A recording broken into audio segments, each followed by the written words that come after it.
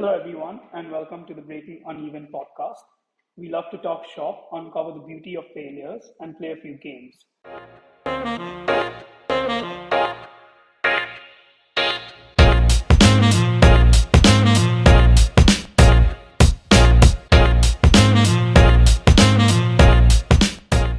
Today, we have with us the founder of Swami Drinks, Aneesh Bhasin, one of GQ's 30 most influential.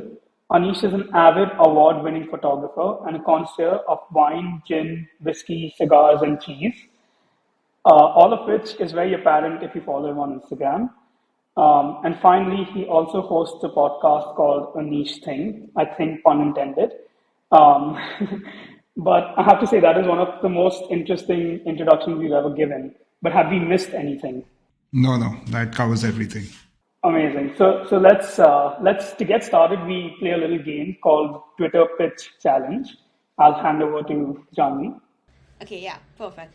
So Twitter is known for its 280 character limit on every tweet, which sometimes makes it a little difficult to convey your thoughts.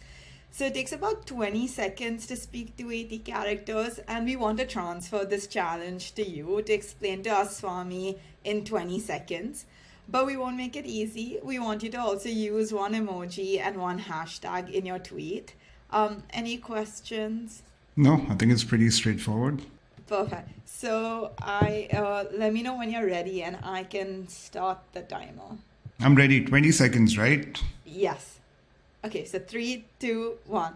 Well, majority of your drink is the mixer. Mixer make it the drink. So you've got to use Swami to have a tasty drink. That's about it.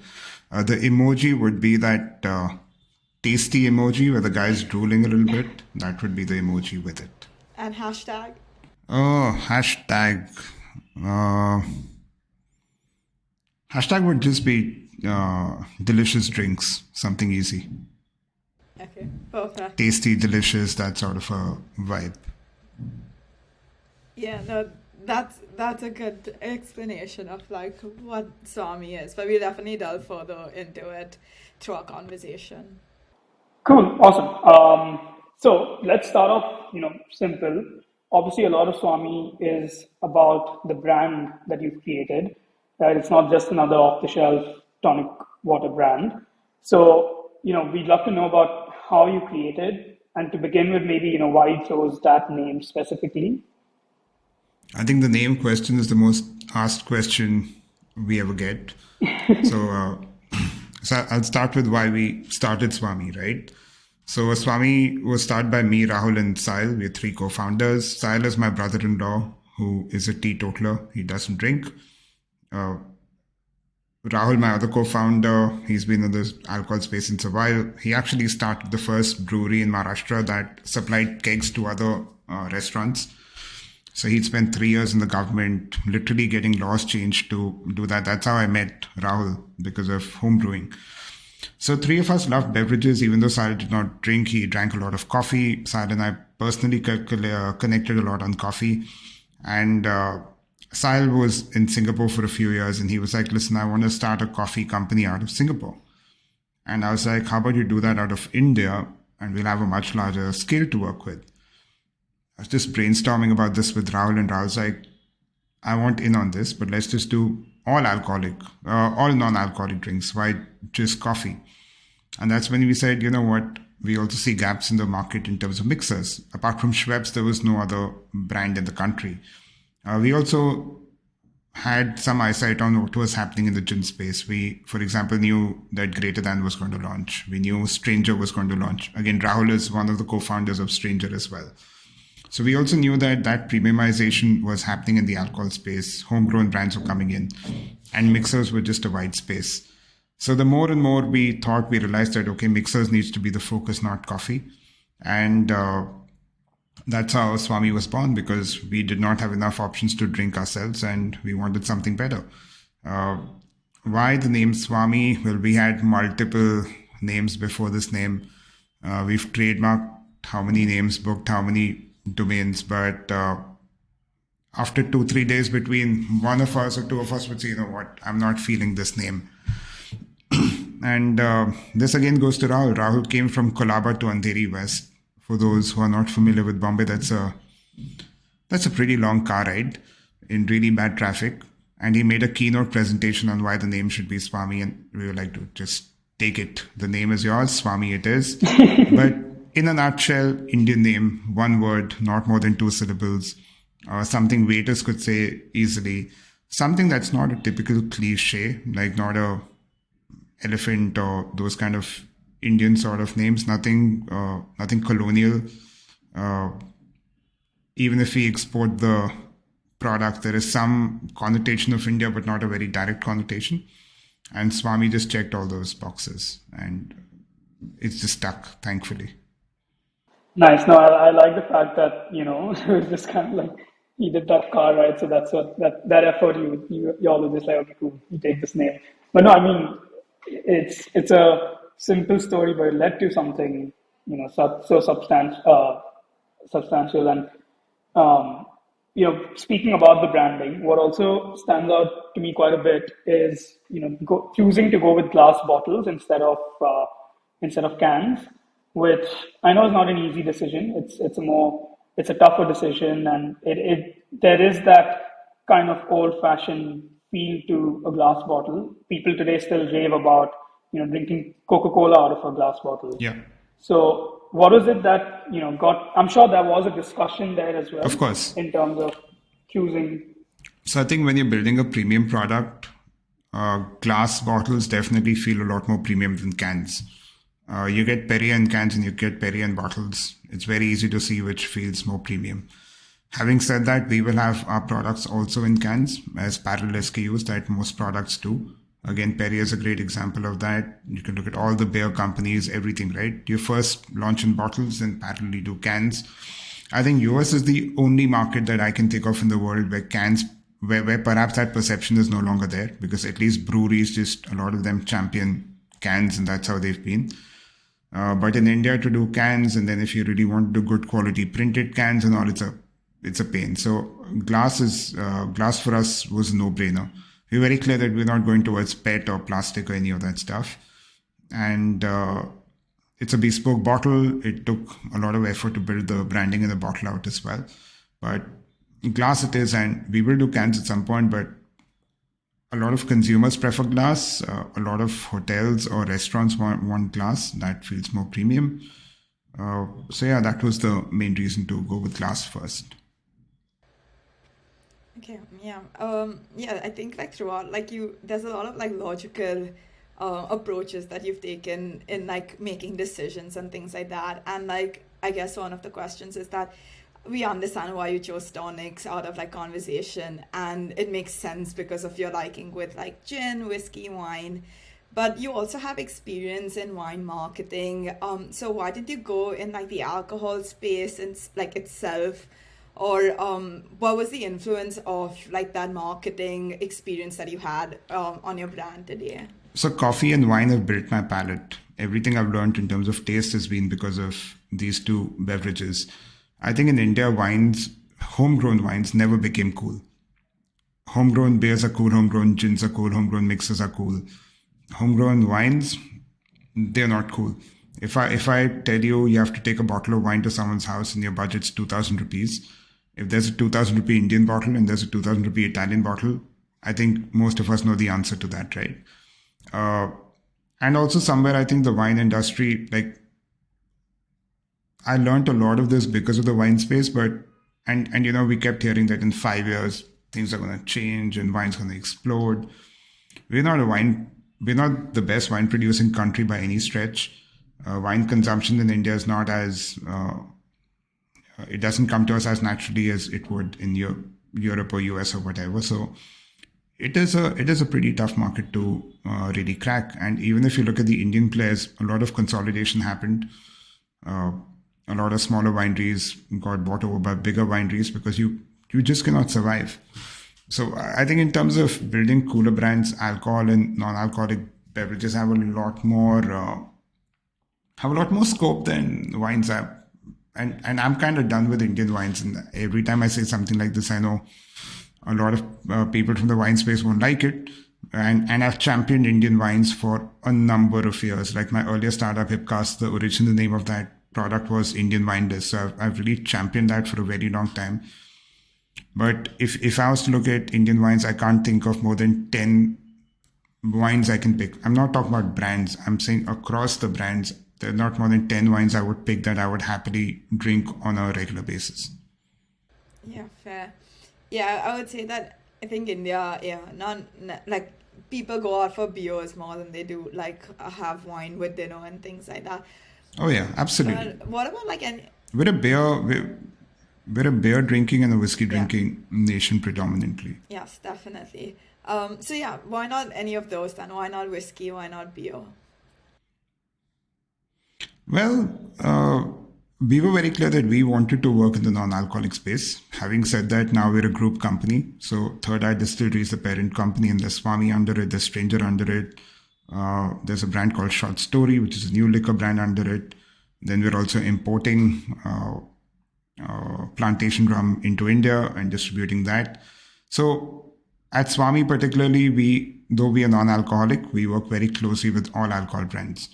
And as a group company now, we have alcohol and non-alcohol products to work with. Yeah, and I think it's you know it is the fact that if people are going out there and building beer brands and gin brands and everything, they can all have that with Swami. So it kind of makes sense that because there is that space and that Yeah. niche you've identified, just to keep growing it and go off the marketing of the rest. Sorry, one more thing. Beer's another exciting space, but apart from Bira and perhaps Simba to some extent, no one's really made a big dent who's gone from the smaller craft space into a bigger commercial this thing, right? So Bombay has craft beers, which are mostly local. They're smaller businesses. So does Bangalore. But at a packaged level, like packaged product level, apart from Bira and Simba, I don't think anyone's created a dent in the beer space either. Yeah, I think there's a lot of microbreweries, the likes of Effing Gut and stuff like that. But agree, none of them have really kind of taken off to the next level. But, speaking of that, the marketing aspect of it, right? So you all have the 3 cal tonic and the 3 cal Coca-Cola and stuff like that. So generally, when you talk about, diet products, you would come down to a 0 calorie product. Was that keeping it at 3 cal again more of a marketing thing than a recipe thing? So that No, that's purely out of the nutritional test what it's told us. So our nomenclature of diet or low cal products is to just put the calorie in the name, right? Makes life easier for everyone. So we have a 3 cal tonic, we have a 2 cal cola. I think if I look at the exact nutrition, it must be 2.7 calories, but 2.7 calorie tonic doesn't sound nice, so 3 cal works. And I think even the cola is like 1.4 or 1.5 or something, but you can't really say a calorie and a half cola. Those calories come from the flavors that we use, so we're still using good quality flavors. We were in no race to make it zero point 0.5 or 0 calorie as such. Whether it's 1 or 2 or 3 calories, we're pretty fine with that. And on the menu, it makes life simpler, right? The moment a consumer reads Swami 3 cal tonic, it's a pretty easy yeah. statement to understand what it is. Yeah, so I think from a branding perspective, it also makes a big difference, right? Because you see, today, your Diet Cokes and all of that actually do have a bad name in the market, because people have identified the other kind of side effects and stuff that come with it. And even to a certain extent, when I see something at 0 calories, I get a little taken aback that, okay, there must be a bunch of stevia and the other artificial sweeteners. And if I see a kombucha at 12 calories for 100 ml, I'm okay with it. I don't mind consuming 12 for 100 ml. What I have an issue with is 80 or 90 at 100 ml. So that 3 cal thing, I think, from a branding perspective, also it's a good thing. We also do one more thing. We actually put the full calorie count on our front label. Yeah, I've So, seen that. and this is not, and this is not like per 100 ml or something that we're doing. We put the full bottle calorie on the front label itself, because a lot of these kind of things, right, low cal, this, that, are very misleading. I've seen products with 4 times the calories say low cal or whatever. So we actually put the calories up front on the front label there and then. And that makes it easier for the consumer, right? Like you don't have to think and calculate like Yeah, how much calories and yeah. that is just easy in terms of like, okay, I know what's going into my body and that makes life a little easier. And I think in this day and age, things like brands or communities that make your life even like a little easier is what people like gravitate towards, and like it's those little things that make up an entire like an entire experience as a whole. But like coming more into like the non-alcohol part of drinks and things like that, I actually recently read this article a few weeks ago on Forbes where it said that worldwide people initially used to go to like non-alcoholic drinks if they had an alcohol problem, and now like now where we are at like post COVID, people have just like changed their preference. They're going more towards non-alcoholic drinks, just enjoying like what they're drinking over the either like getting drunk or the experience post that. And we've seen that you focus on that aspect as well. So what is like the future of Swami, and how much more do you expect like the non-alcoholic drinks part of the business to grow, as compared to just like tonics and other mixers that you also produce? So we were very clear that our portfolio has to address two categories, right? Mixers or tonics predominantly with alcohol. A product like a ginger ale overlaps between the two categories. Lemonade does that. Cola does that to some extent. And then we have a range which is the non-alcoholic gin and tonic, non-alcoholic rum and cola. The idea is that whether you drink alcohol or not, I should have a product for you. And it is true. People, at least Gen Z, is drinking less than what millennials, I guess, drank. And for us, there are multiple use cases here. One is, of course, teetotalers who might, if you're a teetotaler, usually your option is a Coke, Pepsi, Red Bull, and a packet juice, right? What else can we offer them which could be a little more interesting? Like, just because it's non-alcoholic doesn't mean it cannot be complex. Like the non-alcoholic gins that gin and tonics that we have a regular one and we have a pink version of that. And they start with juniper, right? Which is what gives gin its smell and taste. So like how complex and how different can we make a non-alcoholic drink for someone who doesn't have any options apart from those 3-4 beverages. And then there is a use case where people want to drink less. I may want to go out for brunch, but I want to drink something, but I don't want to drink alcohol, and that fits in. So exciting category. We are very, very focused on it. Like a product like the lemonade, right? Our lemonade is our first product at a cheaper price point, at a more affordable price point.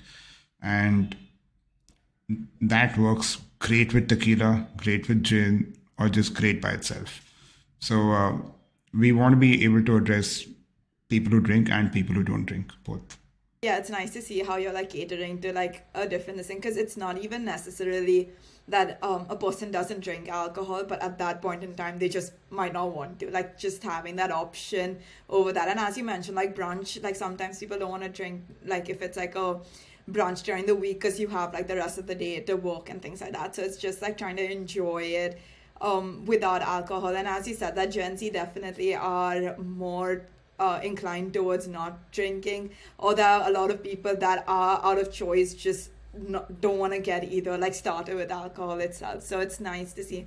And even like India as a whole, I think I wouldn't necessarily, or at least compared to the West, I wouldn't say is a very alcohol driven country. Like there are a lot of meals or a lot of outings and like things like that which do not include alcohol. So just like focusing on that makes a massive difference.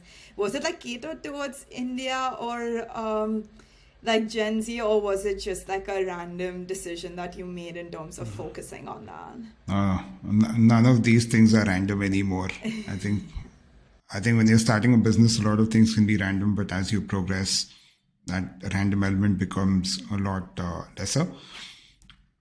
Again, looking at the population size of India, right? We have such a large population that drinks, and we also have such a large population that doesn't drink.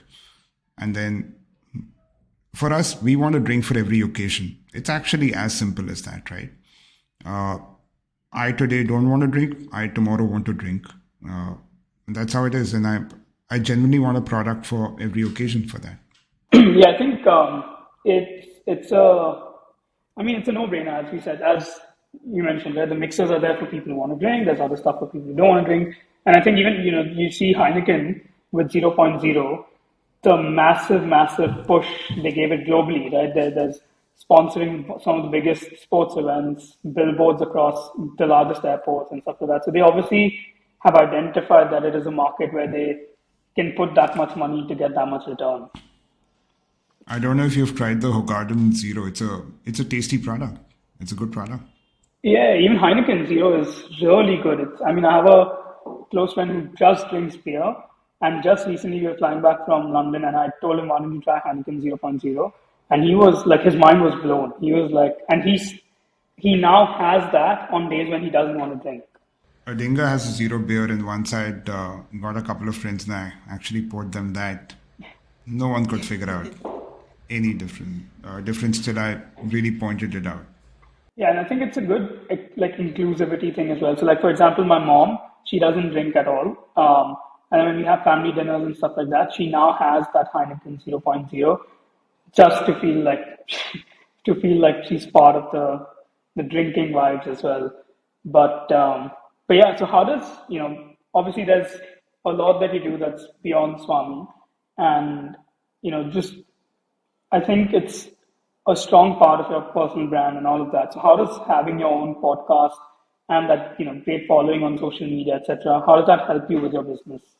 I've always been a curious person, and also I think Swami's a curious brand. A lot of stuff we do is, see, when you're starting in the beginning, right? A lot of stuff you do is pretty entangled with how the founders are as people, right? So I think, and I think in certain ways, Rahul and I are very similar. In certain ways, Sahil balances both of us out because, let's say, he doesn't drink for once, as a small example. But I think initial days, your personal preferences and choices come into the brand quite a bit more. And as the brand matures, then you start to give the brand its own identity. So I think we've reached that stage where the brand's identity is pretty well defined, and it's not that we keep tinkering with that as per our personal preferences, but what we collectively decide. And how it helps the brand to me is that wherever I am talking about any other thing, it's, for me, I'm the de facto face of the brand. And if I'm there, for me, Swami is also there in some way or the other. So when I talk about when it's my podcast, right, it's very clear, even in my intro, for example, that I co-founded Swami, and Swami will always be a part of, in a way, whatever I do. And why a podcast? I saw this really funny meme that said, go for therapy instead of starting a podcast. Why a podcast? Because I do ramble a lot on Instagram, and I just think Instagram's not an archivable format, right? I'm too lazy to write anymore. I do really like long form content, and I hope that really makes a comeback. But I don't have the patience to write. I would love to read though. And I think podcasts it's something I wanted to get into, and I luckily knew the people at IVM. So spoke with them, and we figured a way out to do this. And yeah, I just want everything to be, whatever I'm putting out, it to be archivable, searchable. Hence, YouTube is also a part of what, like every episode goes on to YouTube as well. So yeah, and I think in terms of content, I don't see a lot of this kind of content out of India. Like when I was thinking of my first watch episode, apart from 2-3 people who from India would have on the podcast, I can't think of too many people. But whereas if I look at YouTube, for YouTubers who watches abroad, there are so many names I can think of. I also think there's a lot of scope to create much cooler content out of India that somewhere is lacking. No, I definitely agree with that. For me also, I think podcasts, as you said, it's funny that you said that, like go to therapy instead of starting a podcast. But it is a way of like just like having those conversations and things like that, and even like listening to it. A lot of times when I'm working from home, I just have something on in the background. You learn so much passively, and just like you're absorbing information constantly. So yeah, hopefully like more long form content like this does come up, because it's definitely interesting. But how did you get started? Like, was it just in terms of like this, like what was, like, I guess, the process of starting? So okay, you had that conversation with IBM. How did it like go from there? So I was very clear that I will not be able to manage production myself, because either I can work on the content bit or I can work on the editing bit. There's no ways I'm managing everything on this. So I initially spoke with IVM, and again, I've known them since a while. So I don't know, maybe Amit, initially one of the co-founders, I spoke with him and he was like, yeah, this sounds cool. Now I'm assuming like, there could be a thing that he was also just being polite, right? So he's like, okay, this sounds cool. But first things first, let's make a list of 30 episodes that you would do. And I was like, okay. Now, thinking of 30 episodes in one go is a tough task. So it took a decent amount of time to figure that out. Once I went back with the 30 episodes or whatever that list was, then we further decided, okay, are we looking at a seasonal podcast? What is the grand plan with this? For example, my grand plan is that I want to grow this into a massive podcast over the next 2, 3, 4, 5 years. It's not a seasonal or a short-term summer project or a winter project for me. That gave us clarity that, okay, now that it's an ongoing thing, we can deep dive a lot more into topics, right? Then it was like, okay, what are the umbrella topics going to be? So for me, relationships is going to be a topic. In a nutshell, my podcast is podcast for the curious. Like what I said, I'm a curious person. And if I'm into something, I want to dig deeper. If I want to learn about something, I would, again, want to talk to more people about it, learn more about it. So it does both things for me. I get to learn a lot more and I get to deep dive into some things that I might be into. So we've kept the podcast topics very, very broad. Right from relationships, we've done an episode on polyamory or non-monogamy. We've done several episodes on F&B, which could include anything from pizza, where Alex was just rambling about pizza dough for 20 minutes, to coffee, to rum. Then I've just put out my first watch episode. So there are a lot of these kind of subcultures that I can keep going back to. None of these are, like, literally any of these subjects could be a podcast on its own. So I have enough stuff to talk about. A lot of things keep changing, like watches will always have new watches every quarter. Same with affordable art, same with F&B. So for me, it's a pretty broad subject, like pretty broad umbrellas or subjects I'm working with. Yeah, no, it's interesting that you have such a broad spectrum of things that you talk about. So it's more like you cater to a much wider audience overall, compared to like other podcasts which are a little more niche in terms of what they go for. Yeah. Yeah. Okay, awesome. So let's play the dream team. Aneesh, you have to fill the top 3 positions at Swami Drinks. So first, you have to choose what these 3 positions are, and then I'll show you a list of 8 global founders, CEOs, and executives. And then you can choose 3 of these, or any of your own choice, to fill those 3 positions. And the reason why we ask people to choose the top 3 positions first is because nowadays it's not that a CEO or a COO is necessarily going to be in the top 3, right? You might need a CTO more than you need a CEO. So if you can tell me your top 3 positions first, and then we'll do the choices after. All right. Okay. Those are a lot of big names. The positions I would fill in, Indra would definitely be CEO. The world's second largest beverage company, CEO, 100% yes.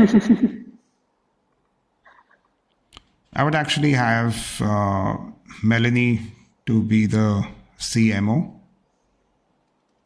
Okay. Awesome. Also because to take on a brand like Adobe and kill it is not that's a big, big thing what they've built. A lot of respect on that. Who else? Netflix, definitely no. General Motors.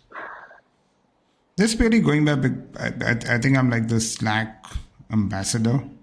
So Stuart to be what position would he be though? I would have him as. I'm thinking I'm a CEO. So Indra's my CEO. Melanie's my CMO. I will have him as entrepreneur in residence. Let's be a little hipster with this. He would be that person who actually solves a lot of things in the company, builds out new things. Yeah. I love it. Well, moving on to another challenge. It's called Two Lies and One Truth. So, whether it's a challenge or your biggest achievement, the idea is that you give us three statements from which one explains the actual big moment at Swami, and the others are two false statements. And then Anuj and I will guess which one is which. All Swami related, right? Yes, if possible, but otherwise, even if it's personally, that's also fine. Okay. One of our original names was Bombay Tonic Company. One of our original names, not like earlier names, was Space Goat. And one of our, again, earlier names was Indian Beverages. I think the truth is Space Goat. I think one of your earlier names was Space Goat. I think maybe the truth is Bombay Tonic Company. Why would you pick Space Goat as the truth? That's a ridiculous name. But that's also the I mean, truth. I don't. Yeah, that's why I chose it because I figured that you're trying to when you're trying to make a dent, you do try to think a little out of the box. Um, and I mean, we have to do a rapid fire because why not? But anyway, so let me know when you're ready. Usual rapid fire rules. You have about 3 seconds to give a 1 to 3 word answer, and yeah. So let's kick off. First question: how many all-nighters did you pull in your first year of Swami? Oh, many, several. Don't remember how many. Did you have a question whether it was worth it? Always. I think every entrepreneur does that, and that's pretty normal. Okay. Describe the first ever recipe, the first draft of Swami Tonic in 1 word. I made a tonic where I overdid the quinine by 800%. That was not a good product to taste. That was a mistake I made, and that was terrible. Okay, now this is a bit of a challenge, but how many unique drinkable products does Swami sell? How many unique drinkable products? About 7 to 8. Oh, we had that down as 14 based on No, 14 is the full you range. said. So I'm for example clubbing the tonics together. Or yeah, Okay, cool. Okay, what was your I first, do know what was your I do know how emotion? many products we have. If that's the question. It was just kind of like a rapid fire thing, but what was your emotion when you first fired someone? Oh, relief. Because the first person I had to fire, I couldn't fire them for like 3 4 months because I didn't know how to do it Whoa. in my earlier company, and then I was quite happy when I finally did that. Okay. What is the weirdest? I think you'll have a very good answer for this, but what is the weirdest place from where you have worked? But I have what? Like the weirdest location from where you have worked. Oh, worked. I think we were doing an extremely important investor call, and I was in the middle of you would imagine I'm in Goa having fun. I was in the middle of some highway in a cab for like 2 hours doing this call. So not glamorous at Oh all. my God. Okay. What is the best business idea that you will never use? business idea that I'll never use, that we are a D2C company. Okay, interesting. Uh, Now, again, I don't know if this question applies to you, but which hobby of yours did your work kill? Which hobby did my work kill? Actually, nothing. If anything else, I've done this since beginning, right? Even during my photography career, I've been very lucky to build on whatever I like to begin with. So work cannot kill anything. Okay, awesome. Now this is kind of like a question based on like, your Instagram, but which one do you expect to be better, Pixel 8 or iPhone 15? Oh, Pixel, without a doubt. Okay, and then books or podcasts? Podcasts. All I right, and guess we have finally, to your say that now. favorite, we have to say that, yeah. But yeah, finally, your favorite social media. My favorite social media would be Instagram, although I miss old Instagram. Without Yeah. reels, that would be the best Instagram. Cool. So that concludes the rapid fire segment. But yeah, so this brings us to the end of our conversation. But before we sign off, we ask every guest to ask a question for the next guest. So we'll first ask you the question that our previous guest Anika Sharma asked, and then you can ask the question to our next guest. So her question was, What is your why for doing all that you do? I am curious to know what their why is. Why is it that they do all of those things? Honestly, just to explore, be curious, get small joys out of everything. That's such a wholesome yeah, answer. no, Yeah, but everything is about that, right? Whether you have a good coffee, whether you have a good product, whether you go for a run, like there are many small wins on a daily basis that you should explore and get into. so yeah, thank you so much. We really appreciate you My pleasure. joining us. My pleasure. Thank you for having me.